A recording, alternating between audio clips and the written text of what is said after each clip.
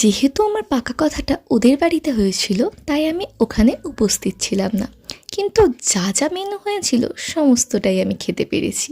কিভাবে? কারণ আমার হবু শাশুড়ি মা আমার জন্য সমস্তটাই প্যাক করে পাঠিয়ে দিয়েছেন।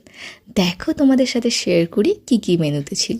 সাদা ভাত, তার সাথে ছিল পোলাও, আর সাথে সুপার টেস্টি একটু হান্ডি চিকেন, এটা আমার খুব ভালো লেগেছে।